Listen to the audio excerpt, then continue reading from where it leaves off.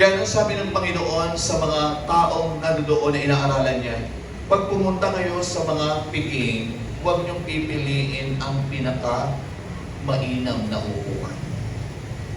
Amen? Bakit? Baka mamaya nauna ka nga doon sa upuan na yun, tapos pagdating ng mga bisita, yung pala nakalaan sa higit nakahihigit sa'yo. Pag pinaalis ka ron, manalay ka sa kayahiyan. Kaya nang sabi ng Panginoon, pag pupunta kayo sa piging, piliin niyo yung mga upuan na mga kaawa-awa. Pag nakita ka na nag-imbita sa'yo sa piging, anong sabi sa'yo? Ba't ka naman dyan umupo?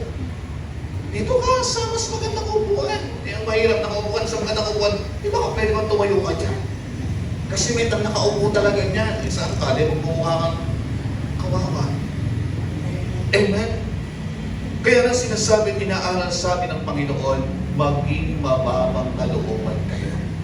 Kasi ang taong mababang kalooban, kaya niyang gawin ang lahat. Kaya mong gawin ang lahat. Amen? Kaya na sinasabi mga kapatid ng ating Panginoon, at sabi po rin, 4 things are likely to happen. He will be displaced. Amen? Maaalis siya sa talaga upuan na yun, mga kapatid. He will then find all the other seats taken. Ano mangyayari sa kanya? Wala siyang maupan.